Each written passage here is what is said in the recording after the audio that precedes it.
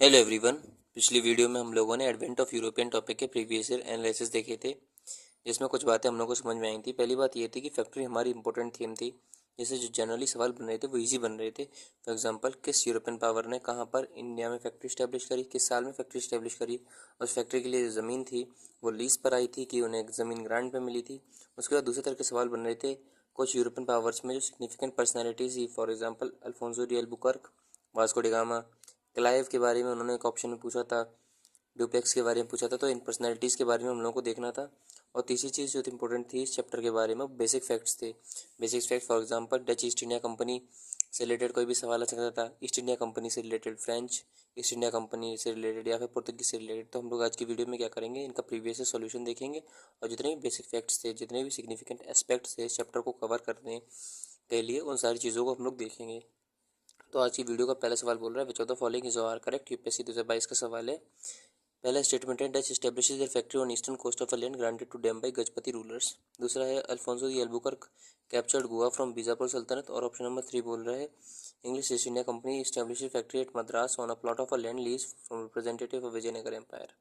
हमसे ये पूछा गया है कि इनमें से कौन सा स्टेटमेंट सही है। तो जब हम लोग स्टेटमेंट 1 की बात करते हैं तो ये बिल्कुल सही बात थी कि डच ने अपनी फैक्ट्रीज जो थी वो ईस्टर्न कोस्ट पे स्टैब्लिश करी थी। लेकिन जब हम लोग बात करते गजपति रूलर्स की, तो ये 16th सेंचुरी में थे। 16th सेंचुरी में थे, जबकि जो डच थे वो इंडिया में 17th सेंचुरी में आए। तो सीधी सीधी बात है, जब एक दूसरे के कंटेम्प्रेरी है नहीं तो फिर ये एक दूसरे को कैसे ज़मीन लीज पे दे सकते हैं, ग्रांट में दे सकते हैं। यानी कि ऑप्शन नंबर 1 जो है हमारा कैसा है, गलत है। ऑप्शन नंबर 1 गलत, तो ए भी गलत, सी भी गलत, डी भी गलत। तो ऑप्शन नंबर बी कैसा हो गया, ऑटोमेटिकली हमारा सही हो गया। इसके बारे में आपको जरा मैं बेसिक जानकारी दे दूँ तो अगर ऑप्शन नंबर बी सही है तो अल्फोंसो डी एल्बुकर्क बिल्कुल सही बात हो जाएगी। गोवा उसको दिया गया था और इंग्लिश ने जो थी वो मद्रास में फैक्ट्री स्टैब्लिश करी थी। विजयनगर के एक फ्यूडेटरी हुआ करते थे, कौन थे, नायक रूलर, उन्होंने इसको दिया था। अब इसके बारे में बेसिक जानकारी बता दूं डच ईस्ट इंडिया कंपनी के बारे में। तो जब हम लोग डच ईस्ट इंडिया कंपनी की बात करेंगे तो मैं टाइमलाइन पे आपको बता दे रहा हूँ। सबसे पहले 1602 में क्या हुआ था, Dutch east India Company form हुई थी। 1602 में Dutch east India Company form हुई थी। इन्होंने सबसे पहली फैक्ट्री 1605 में इस्टेब्लिश करी थी मसूलीपट्टनम में। मसूलीपट्टनम में इन्होंने सबसे पहले अपनी फर्स्ट फैक्ट्री को इस्टेब्लिश किया था। फर्स्ट फैक्ट्री आप लोग ऐसे लिख लेना। उसका 1605 के बाद अगली इनकी जो सिग्निफिकेंट ईयर आती है वो 1610 आती है। 1610 में ये फैक्ट्री को इस्टेब्लिश करते हैं पुलिकट में। अब याद रख लेना, मैं यहाँ पे लिख दे रहा हूँ, got Pulicat from king of Chandragiri. अब मैं क्यों लिख रहा हूँ ऐसा, मैं इसलिए लिख रहा हूँ क्योंकि ये देखो ना, हमारे स्टेटमेंट में ये पूछ चुके कई बार, कई को कल को ये हमसे पुलिकट के बारे में पूछ सकते हैं। फॉर एग्जांपल, इन्होंने ज़मीन जो थी इन्हें गजपति रूलर्स ने दी थी या फिर किसने दी थी, तो हम लोग पहले लिखते जा रहे, तो इन्होंने पुलिकट की जो ज़मीन थी वो रूलर ऑफ चंद्रगिरी से ली थी। 1620 में क्या होता है, ये ट्रीटी स्टैब्लिश कर लेते हैं। एक तरह की ट्रीटी होती है बिटवीन डच और इंग्लिश। मैं डी एंड ई लिख दे रहा हूँ, डच और इंग्लिश। इससे क्या हो जाता है, इससे ये हो जाता है कि ये इंडिया में पीसफुल रिलेशन रखेंगे, अपने पीसफुल रिलेशन रखेंगे इंडिया में। उसका 1623 आती है। 1623 में आपको पहले बता चुका हूँ, एक मैसेकर होता है जिसको हम लोग बोलते हैं अम्बोयना मैसेकर। अम्बोयना मैसेकर के बारे में ये याद रखना है कि इसमें जो डच जो होते हैं वो किल कर देते हैं 19 लोगों को, जिसमें 9+10 के हिसाब से हम लोग लिखेंगे। जो 9 लोग होते हैं वो जापानीज़ होते हैं और जो 10 लोग होते हैं वो इंग्लिश होते हैं। तो एम्बोयना मैसेकर कहाँ पे होता है, इंडोनेशिया में होता है, जहाँ पर डच लोगों को मार देते हैं। फिर 1600 अगली जो सिग्निफिकेंट ईयर आती है उसको बोलते हैं 1658। ये अपनी फैक्ट्री स्टैब्लिश करते हैं अगेन। तो मसूलीपट्टनम स्टैब्लिश कर लेते हैं, पुलिकट में कर लेते हैं। अगले बार आता है हमारा नागपट्टनम।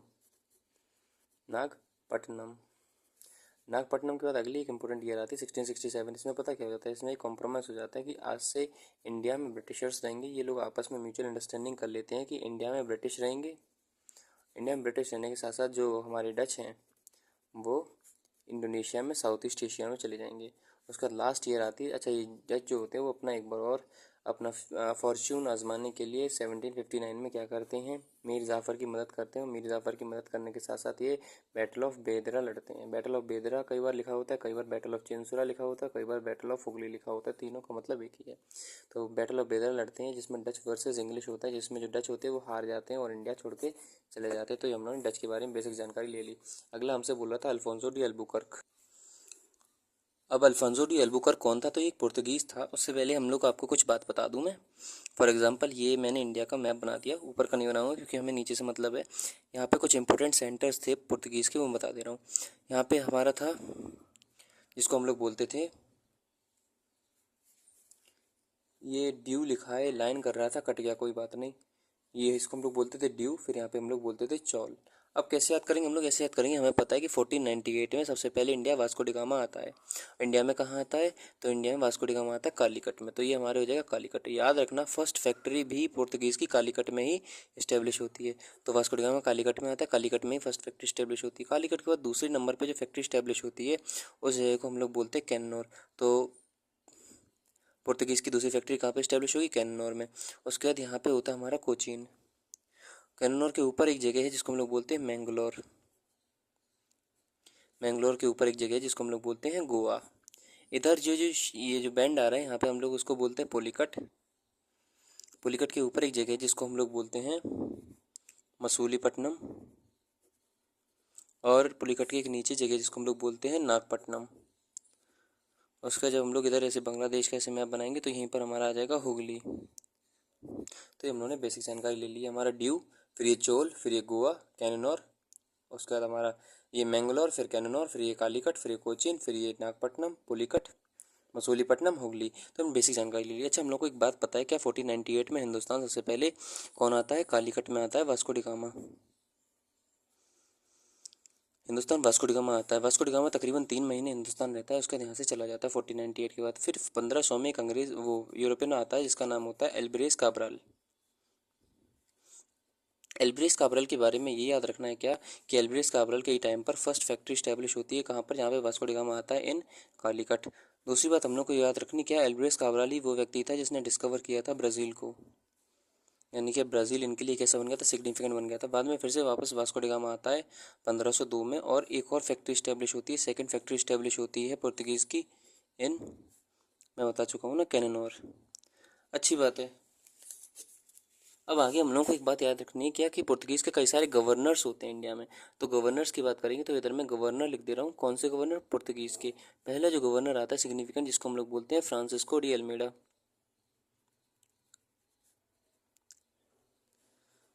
फ्रांसिस्को डी अल्मेडा ये होता है, ये ब्लू वाटर पॉलिसी स्टार्ट करता है। अभी ब्लू वाटर पॉलिसी क्या होती है? तो blue water policy and carta system. Blue water policy simple होती थी क्या? वो ये बोलते थे कि हमारी नेवी सुपीरियर तो है ही, तो हम लोग क्या करेंगे, इंडियन ओशियन को पुर्तगीज़ लेक में कन्वर्ट कर देंगे, यानी कि कोई भी जहाज आएगा या जाएगा इंडियन लेक में, इंडियन ओशियन में, वो हमारी बिना परमिट के, बिना हमारी परमिशन के इंडियन ओशियन का एक्सेस नहीं ले पाएगा। अगर ऐसा करता है तो उसे हमारे फिर कॉन्सिक्वेंसेस झेलने पड़ेंगे।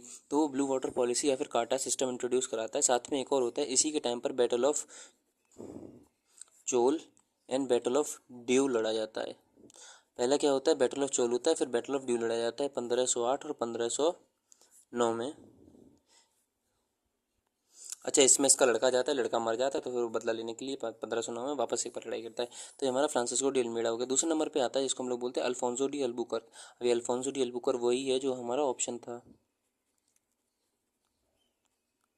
अल्फोंसो डी अल्बुकर्क के बारे में हम लोग को एक बात याद रखनी है क्या, he was considered as real founder of Portuguese power in India. Real founder of Portuguese power in India, इसको रियल फाउंडर बोला जाता है पुर्तगीज पावर का इंडिया में। दूसरी बात याद रखना है कि ये जो था, इसकी पॉलिसी जो थी वो थी वॉर, प्लंडर एंड पायरेसी। जो वो थे पुर्तगीज, उनकी जो छवि थी वो पायरेट्स वाली बन गई थी, समुद्री लुटेरों वाली बन गई थी। क्यों? क्योंकि इनके शिप्स के ऊपर कैनन्स लगे रहते थे, और कोई भी जहाज अगर इनका बिना टैक्स दिए, बिना परमिशन के आता था, तो वो डायरेक्ट उस जहाज को क्या कर देते थे? सिंक कर देते थे।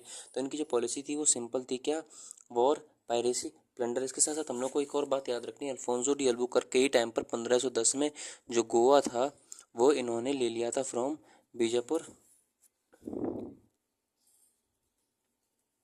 सुल्तान with help of Krishna Dev Rai. तो याद रखना 1510 में गोवा किसके टाइम पे आता है? याद रखना, मोस्ट इंपॉर्टेंट है, स्टार लगा दे रहा हूँ। 1510 में गोवा इन्हीं के टाइम पे आ जाता है, बीजापुर के सुल्तान से। दूसरी बात याद रखनी है क्या कि गोवा जब आ जाता है तो ये गोवा में सती बैन कर देते हैं, और गोवा में क्या करते हैं? मास कन्वर्जन करते हैं लोगों का। ठीक है। इसके बाद हम लोग को एक और बात रखनी क्या, ये टारगेटेड किलिंग करते हैं मुस्लिम्स की, उसके बाद हिंदूज़ की परसिक्यूशन करते हैं, उनका रिलीजियस परसिक्यूशन। उसके बाद हम लोग को एक और चीज़ याद रखनी, तीसरे नंबर पे जो आता है उसको हम लोग बोलते हैं निनोरी कुन्हा। अच्छा, ये जो होता है अल्फोंसो डी अल्बुकर्क, इसका टाइम होता है 1509 से 1515 के बीच में। अब अगला आता है निनो डी कुन्हा। अब निनो डी कुन्हा के बारे में केवल एक ही चीज़ याद रखनी है क्या, कि निनो डी कुन्हा के टाइम पर जो कि उसकी कैपिटल थी पोर्तुगीज़ की, वो कोची से गोवा शिफ्ट हो गई थी। तो अगर मैं रिपीट कर दूं फटाफट, तो वास्को डी गामा आया, उसके बाद एल्ब्रेस काब्राल आया, उसके बाद तीन गवर्नर इंपॉर्टेंट थे। पहले फ्रांसिस्को डी अल्मेडा था, जिसकी ब्लू वाटर पॉलिसी हमारे के लिए इंपॉर्टेंट है, बस और काटा सिस्टम। और वो क्या चाहता था, वो ये चाहता था कि इंडियन ओशन को पुर्तगीज लेक बना दे, जिसमें जितने भी जहाज़ों की एंट्री एग्जिट हो वो कैसी हो, कंट्रोल्ड हो, रेगुलेटेड हो, वही जहाज़ केवल आए जो पुर्तगीज आने आने देना चाहते हैं। अगले नंबर पे हमारा था अल्फोंसो डी अल्बुकर्क। अब इसको रियल फाउंडर बोला जाता है पुर्तगीज पावर इन इंडिया का। इसकी जो पॉलिसी थी वो वॉर, प्लंडर, पायरेसी थी। और इसी के टाइम पर गोवा को पुर्तगीज लोगों ने अपने अंडर मिला लिया था बीजापुर सुल्तान से with the help of Krishnadev Rai. और इसने क्या किया था, परसिक्यूशंस किया था मुस्लिम्स का और हिंदू का। उसके बाद इसने क्या किया था, सती प्रथा को बैन कर दिया था गोवा में, और मास कन्वर्जन हुआ था। ये हम लोगों ने देख लिया इसके बारे में। अब जरा हम लोग आगे अगला ऑप्शन देखते हैं, English East India company factory Madras में। तो जरा इंग्लिश के बारे में भी हम लोग देख लें, जरा थोड़ी सी बेसिक जानकारी ले रहे, ज़्यादा नहीं लेंगे। जब लोग ईस्ट इंडिया कंपनी की बात करते हैं तो हम लोग को पता है 1600 में जॉन कंपनी का निर्माण हो जाता है। 1608 में जो कैप्टन हॉकिंग होता है, मैं शॉर्ट फॉर्म में इसलिए लिख दे रहा हूँ क्योंकि बहुत ज़्यादा कंटेंट है, अगर सारी चीज़ें डिटेल में लिखूंगा तो हम लोग का टाइम बिना बात के कंज्यूम होगा। तो कैप्टन हॉकिंग जो होता है वो इंडिया आता है। कैप्टन हॉकिंग इंडिया में आने के बाद 1609 में ये क्या करता है, मीट करता है जहांगीर से। उसके बाद क्या होता है, ये बोलता है कि हमें इंडिया में अपना वो बनाना है, क्या बोलते हैं उसे, फैक्ट्री। तो फैक्ट्री, अच्छा फैक्ट्री जो होती है वो जनरली वो वाली फैक्ट्री नहीं, जैसा कि हम लोगों के दिमाग में मेंटल फ्रेम चलता है कि फैक्ट्री होगी वहाँ पे बड़ी बड़ी मशीनें लगी होंगी, कारखाने। नहीं, फैक्ट्री का मतलब जो है वो वेयर हाउस है, गोदाम है बस। तो इनके फैक्ट्री का मतलब गोदाम होता था कि हमें एक इंडिया में गोदाम चाहिए, जिससे कि हम लोग अपने माल को उसमें स्टोर कर लें और जब हमारा टाइम आए तब उसको जहाज़ों से ट्रांसपोर्ट कर दें। तो 1609 के बाद ही सबसे पहले 1612 में क्या होता है, एक बैटल ऑफ स्वाली होता है। बैटल ऑफ स्वाली होता है, याद रखना है, बैटल ऑफ स्वाली जो था वो ब्रिटिश वर्सेस पुर्तगीज़ के बीच में हुआ था, जिसमें ब्रिटिश बॉर्न हो गए थे। इनकी तरफ से कैप्टन बेस्ट आए थे। 1613 हम लोग को याद रखना है, ये फर्स्ट फैक्ट्री स्टैब्लिश करते हैं। फर्स्ट फैक्ट्री यानी कि first warehouse and first factory establish कर लेते हैं, ये हमारी जिसको हम लोग बोलते हैं सूरत में। उसका 1600 अगली साल आती है 1615। याद ये रखना है कि 1615 में ये अहमदाबाद, आगरा और भरूच में अपनी फैक्ट्री स्टैब्लिश कर लेते। 1616 आती, 1616 में ये मसूलीपट्टनम में स्टैब्लिश कर लेते। अच्छा, कई बार किताबों में 1611 भी होती है। 1611 में मसूलीपट्टनम में जो फैक्ट्री स्टैब्लिश करते हैं वो कैसी होती है, मोरलेस टेम्परेरी होती है। 1616 में ये परमानेंट आ जाती है। उसका बाद अगली हम लोग को याद रखनी कि 1632 जब आती है तो इन्हें बीजापुर के सुल्तान से, सॉरी गोलकोंडा के सुल्तान से इन्हें गोल्डन फरमान इशू हो जाता है, इन्हें फरमान मिल जाता है। 1633 याद रखनी है। 1633 में देखो, अगर आपसे कोई बोले कि इंग्लिश ने सबसे पहली फैक्ट्री इंडिया में कहाँ स्टैब्लिश करी थी, आंसर सूरत। साउथ इंडिया में सबसे पहली फैक्ट्री कहाँ स्टैब्लिश करी थी, आंसर है मसूलीपट्टनम। ईस्ट इंडिया में सबसे पहली, ईस्टर्न इंडिया जो है ना, ईस्टर्न इंडिया में सबसे पहली फैक्ट्री कहाँ स्टैब्लिश करी थी, तो 1633 में करी थी, कहाँ, हरिहरपुर। अब ये हरिहरपुर कहाँ है, तो ये हरिहरपुर है इन उड़ीसा, नियर बालासोर। तो ये मैंने बता दिया आपको। उसका 1633 के बाद क्या होता है, 1633 के बाद 1651 आता है। 1651 में ये फॉर एग्जांपल हुगली हो गया, पटना हो गया, कासिम बाज़ार हो गया, यहाँ पे अपनी फैक्ट्री स्टैब्लिश करते हैं। कासिम बाज़ार हो गया, यहाँ पे ये अपनी क्या करेंगे, फैक्ट्री स्टैब्लिश करेंगे। 1600 उसके बाद आती है अगली साल 1651, जिसमें क्या होता है, मैंने आपको बताया था ना, प्रिंस चार्ल्स सेकंड की शादी होती है। ये वेड्स होते हैं कैथरीन से। कैथरीन कहाँ की राजकुमारी होती है, तो कैथरीन होती है राजकुमारी पुर्तगाल की, और ये कहाँ के होते हैं, ब्रिटेन के होते हैं। तो इन्हें दहेज में क्या मिल जाता है, बॉम्बे दहेज में मिल जाता है। फिर यही बॉम्बे 1668 में, अच्छा ये बॉम्बे किसको मिल जाता है, क्राउन को। तो क्राउन 1668 में ईस्ट इंडिया कंपनी को क्या दे देता है, बॉम्बे दे देता है। जब इनके हाथ में बॉम्बे आ जाता है, तो मैं अगली टाइम लाइन यहाँ बना देता हूँ, आप लोग एक सीक्वेंस में बना देना, ठीक है। जब इनके हाथ में बॉम्बे आ जाता है, तो बॉम्बे इनके हाथ में कब आता है, 1668 में बॉम्बे आ गया। 1687 ये बॉम्बे को अपना हेडक्वार्टर बना देंगे। उसके बाद हम लोग को याद रखना है कि 1700 जब साल आती है, अगर आपको जल्दी लग रहा हो तो सॉरी, आप लोग मुझे कमेंट करके बता देना, मैं अगली वीडियो में स्लो स्लो बोलूँगा। 1700 में क्या करते हैं, फोर्ट विलियम्स का निर्माण कराते थे। फोर्ट विलियम्स कहाँ पे मिलेगा, हमें कलकत्ता में मिलेगा, इन कलकत्ता। उसका 1717 में क्या हो जाता है, इन्हें गोल्डन फरमान इशू हो जाता है, गोल्डन फरमान इशू हो जाता है।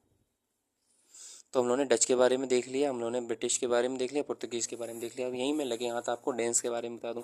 देखो यार, डेंस जो लोग होते हैं वो 1616 में अपनी फर्स्ट फैक्ट्री, 1616 में सबसे पहले Danish East India Company form होगी, Danish East India Company form होगी। 1620 में फर्स्ट फैक्ट्री स्टैब्लिश करते हैं, फर्स्ट फैक्ट्री इस्टेब्लिश करते हैं ये लोग इन ट्रैंक्यूबार, ठीक है। 1620 में फर्स्ट फैक्ट्री स्टैब्लिश करते हैं। उसका 1655 आती है, जिसमें ये फैक्ट्री स्टैब्लिश करते हैं इन सीरमपुर। 1755 आएगी, 1755 में ये फैक्ट्री इन सीरमपुर में फैक्ट्री स्टैब्लिश कर ली। उसका 1770 में क्या होता है, 1770 में ये जो सीरमपुर वाली फैक्ट्री होती है, 1777 में ये सीरमपुर वाली फैक्ट्री को क्या कर देते हैं, सोल्ड कर देते हैं, किसो, टू ब्रिटेन को सोल्ड कर देते हैं। और फिर जब हमारी 1845 आती है, कई किताबों में जब ये हमारी 1845 आ जाती है, तो ये डेनिश कहाँ की कंपनी थी, डेनमार्क की थी। तो जो डेनमार्क होता है ना, डेनमार्क से सीड कर देता है सीरमपुर फैक्ट्री को टू ब्रिटिश। और इसी के साथ क्या हो जाता है, डेन्स की जो पावर होती है, end of Danish rule in India. वैसे भी जो डेन्स लोग थे, इनका जो मेन फोकस था इंडिया में मिशनरीज एक्टिविटी से रिलेटेड था, ना कि ट्रेड कॉमर्शियल पर्पस था। तो हम लोग डेन्स भी देख लिया। अब लगे हाथ एक ही बचे हमारे फ्रांस, तो फ्रांस को भी देख ले रहे, तो हमारा कम से कम एक टॉपिक जो है वो डिटेल में हो जाएगा। जब हम लोग फ्रांसीसियों की बात करते हैं तो सबसे पहले याद रखना दो बातें। फ्रांस जो थे वो लास्ट यूरोपियन थे जो कि हिंदुस्तान में आए थे। कैसे याद रखेंगे, PDEDF, पुर्तगाली, डच, इंग्लिश, डेन्स, फ्रांस। आप लोग बोलोगे कि हर वीडियो में ये बात क्यों बता रहे हो, इसलिए बता रहा हूँ क्योंकि मान लो अगर मैं 4 बार बोलूँगा, अगर आप 4 बार सुन लोगे तो ये हो जाएगा कि हाँ पता रहेगा। जितनी बार सुन लेंगे उतनी बार हमारा क्या हो जाएगा, रिवीजन हो जाएगा। 1664 में सबसे पहले फ्रेंच ईस्ट इंडिया कंपनी का निर्माण होता है। 1667 में पहली फैक्ट्री स्टैब्लिश कर देंगे। 1667 में कहाँ पे पहली फैक्ट्री स्टैब्लिश करेंगे, तो 1667 में याद रखना जहाँ पे अंग्रेज़ों की पहली फैक्ट्री स्टैब्लिश होती है, कहाँ पे, सूरत में। तो ये भी अपनी फैक्ट्री कहाँ स्टैब्लिश करेंगे, फर्स्ट फैक्ट्री इन सूरत। फिर अंग्रेज़ दूसरी फैक्ट्री कहाँ स्टैब्लिश करते, तो अंग्रेज़ दूसरी फैक्ट्री स्टैब्लिश करते मसूलीपट्टनम में। तो सेम 1669 में ये सेकंड इन मसूलीपट्टनम। अच्छा, हम लोगों ने ये भी देख लिया मसूलीपट्टनम। उसके बाद अगली साल इंपॉर्टेंट आती है 1673। 1673 में पता क्या होता है, ये इन्हें चंद्रनगर मिल जाता है। अभी चंद्रनगर कहाँ है, तो चंद्रनगर इन बंगाल। चंद्रनगर जो है वो बंगाल में है हमारा। चंद्रनगर मिल जाता है इन्हें किससे, तो इन्हें चंद्रनगर मिल जाता है फ्रॉम शाइस्ता खान। अभी शाइस्ता खान कौन है, तो शाइस्ता खान जो था वो सूबेदार था ऑफ बंगाल। तो हम लोगों ने ये चंद्रनगर भी देख लिया। उसके बाद क्या होता है कि अगली इंपॉर्टेंट साल आती है जहाँ पर पुर्तगालियों का, देखो यार जब हम लोग ब्रिटिश ईस्ट इंडिया कंपनी की बात करते हैं तो उनके इंडिया में 3 मोस्ट इंपॉर्टेंट सेंटर थे। बॉम्बे था, उसका बाद हमारा मद्रास था, और हमारा कलकत्ता था। जब हम लोग पौंडीचेरी की बात करते हैं तो ये हमारा किसका इंपॉर्टेंट सेंटर था, इनका फ्रेंच का। तो इन्हें क्या मिल जाता है, गॉट पौंडीचेरी। याद रखना 1674 में इन्हें पौंडीचेरी मिल जाता है, ठीक है। तो 1674 में इन्हें पौंडीचेरी मिल जाता है। उसके बाद हम लोग को एक और बात याद रखनी, क्या कि अगली साल आती है इंपॉर्टेंट 1693, जिसमें क्या होता है, एक ट्रीटी होती है जिसको हम लोग बोलते हैं ट्रीटी ऑफ रिजविक। अब ट्रीटी ऑफ रिजविक ये कहाँ से आ गई बीच में, तो ट्रीटी ऑफ रिजविक इसमें क्या था, देखो पता क्या होता है, डच जो होते हैं ये हमला करते हैं पौंडीचेरी पे, और पौंडीचेरी को क्या कर लेते हैं, जीत लेते हैं। पौंडीचेरी को विन कर लेते हैं। पौंडीचेरी क्या थी, पुर्तगालियों सॉरी फ्रांसीसियों की बैकबोन थी। तो ये क्या करते हैं, डच से एक ट्रीटी कर लेते हैं, और ट्रीटी करने के बाद पौंडीचेरी को रीस्टोर कर लेते हैं अपने पास। तो इसी ट्रीटी को हम लोग क्या बोलते थे, ट्रीटी ऑफ रिजविक। यूपीएससी का प्रीवियस ईयर भी रह चुका है। तो बस उसके बाद क्या होता है, इसके बाद हमारे कर्नाटिक वॉर आते हैं जो कि 1740 से लेकर 1763 तक चलते हैं। इसमें क्या होता है, फ्रांस हार जाता है और फ्रांस क्या हो जाता है, end of French ambition in India. तो ये हम लोगों ने फ्रांसीसियों के बारे में भी बेसिक टाइमलाइन देख ली। अब ज़रा हम लोगों का सवाल देखें। सवाल हम लोग से बोल रहा है, in the first quarter of 17th century, in the first quarter of 17th century in which of the following was या where the factory of East India Company located. देखो यार 2021 का सवाल है कि first quarter 17th century. First quarter का मतलब ये हो गया 17th सेंचुरी यानी कि 1625 से पहले। ये बता दो अंग्रेजों की फैक्ट्री इनमें से कहाँ कहाँ थी, भरूच में थी, ट्रिचनापल्ली में थी, या फिर जो भी लिखा उसमें थी। तो ज़रा हम लोग देखें ब्रिटिश के बारे में। मैंने आपको टाइमलाइन बताई थी, तो जो मैंने आपको टाइमलाइन बताई थी उस टाइमलाइन में क्या बता दिया था, मैंने ये बता दिया था कि यानी कि देखो सूरत में उन्होंने बनाई थी फैक्ट्री, मसूलीपट्टनम में फैक्ट्री बनाई थी, अहमदाबाद, आगरा, भरूच में फैक्ट्री बनाई थी। तो केवल और केवल भरूच ऑप्शन है, ऑप्शन नंबर ए हमारा कैसा हो गया, सही हो गया इसका। अब मैं आपको इसलिए डिटेल में सारी एक्सप्लेनेशन बता दी जिससे कि हम लोग क्या करेंगे, फटाफट क्वेश्चन कर लेंगे और बस हमारा टॉपिक क्या हो जाएगा, खत्म हो जाएगा। With reference to the Pondicherry which of the following is correct. Pondicherry के रेफरेंस में first European power to occupy Pondicherry वो पुर्तगीज, बिल्कुल सही बात है। पौंडीचेरी सबसे पहले पुर्तगीज के हाथ में आई थी। सेकंड यूरोपियन पावर जिसके हाथ में पौंडीचेरी आई थी वो फ्रेंच थे। फ्रेंच नहीं थे मेरे भाई, डच थे, ठीक है। अगला क्या, इंग्लिश नेवर ऑक्युपाइड पौंडीचेरी, बिल्कुल गलत बात है। इंग्लिशों को पौंडीचेरी जो थी वो मिली थी, किससे मिली थी, फ्रांसीसी से मिली थी। यानी कि स्टेटमेंट दूसरा और तीसरा गलत है, केवल केवल पहला सही है। पौंडीचेरी तो हम लोगों ने पढ़ लिया था। पौंडीचेरी के साथ कौन कौन सी फैक्ट्री और पढ़नी, सूरत पे ध्यान देना है, कराईकल पे ध्यान देना है, मसूलीपट्टनम पे ध्यान देना है। क्यों, क्योंकि इसमें बहुत सारी यूरोपियन पावर्स ने अपनी अपनी फैक्ट्रीज़ को स्टैब्लिश किया था। कोची को ध्यान देना है। ये कुछ इंपॉर्टेंट फैक्ट्रीज हैं जो कि हमारी यूपीएससी पॉइंट ऑफ व्यू से कैसी हैं, इंपॉर्टेंट हैं। Who among the following were the last to come, जब मैं पहले ही बता चुका हूँ फ्रांसीसी थे। अगला सवाल अब इसलिए एक्सप्लेन नहीं कर रहा हूँ क्योंकि सारी चीज़ बता ही चुका हूँ टाइम लाइन पे, तब कुछ मतलब बनता नहीं है। अगला क्या, which of the following is incorrect. Portuguese capture Goa in 1499, 1499 नहीं 1510 था, पहले बता दिया था। किस कौन था, अल्फोंसो डी अल्बुकर्क। किससे मिला था उसे, तो उसे मिला था जो मैंने बताया था कृष्णदेव राय की मदद से मिला था। उसका तो हम लोगों ने क्या बताया था, अल्फोंसो डी अल्बुकर्क को ही हम लोग क्या बोलते थे, real founder of Portuguese power in India बोलते थे। उसका तो उसकी पॉलिसी क्या थी, वॉर पायरेसी प्लंडर, जिसने क्या किया था, बहुत ज़्यादा मास परसिक्यूशन किया था गुजरात में, सॉरी गोवा में। उसने रिलीजियस कन्वर्जन भी किया था लोगों का। उसके साथ साथ उसने एक और काम किया था, क्या, उसने सती प्रथा बैन कराई थी। यानी कि ऑप्शन नंबर 1 हमारा कैसा हो गया, सही, मतलब गलत होते हुए भी सही हो गया। अगला क्या है, पुर्तगालियों इंग्लिश ने सबसे पहली फैक्ट्री साउथ इंडिया में मसूलीपट्टनम में करी थी, बिल्कुल सही बात है। इंडिया में सूरत में करी थी, बिल्कुल सही बात है। और उन्होंने ईस्ट इंडिया में बालासोर के पास में जो जगह होती है जिसको हम लोग हरिहरपुर बोलते हैं, वहाँ पे की थी, बिल्कुल सही बात है। ईस्ट इंडिया बिल्कुल सही, इन उड़ीसा इन 1633, सही बात है। अगला क्या है, डुप्लेक्स फ्रांस, ये भी सही बात है। यानी कि ऑप्शन नंबर ये हमारा कैसा हो गया, इसका आंसर हो गया। In India among following Dutch establish their earliest factory, तो मैंने क्या बताया था, डच की अर्लीस्ट फैक्ट्री 1605 में उन्होंने कहाँ स्टेब्लिश करी थी, मसूलीपट्टनम। मसूलीपट्टनम ऑप्शन है, नहीं है उसका। 1610 में उन्होंने फैक्ट्री करी थी कहाँ, पुलिकट, आंसर यही है उसका। 1658 में उन्होंने कहाँ फैक्ट्री स्टेब्लिश करी थी, नागपट्टनम में, ऑप्शन है, नहीं है। अर्लीस्ट बताना तो पुलिकट हमारा क्या हो जाएगा, सही आंसर हो जाएगा। अगला क्या है, which among the following was the first European to initiative. अच्छा, पहला यूरोपियन कौन सा था जिसने हिंदुस्तान के जो इंटरनल अफेयर्स थे उसमें पार्टिसिपेशन करना शुरू कर दिया, तो वो डुप्लेक्स था हमारा। फिर बाद में हम लोग डुप्लेक्स को भी देखेंगे कैसे, आगे हम लोग रीजनल पावर के बारे में देखेंगे इंडिया में।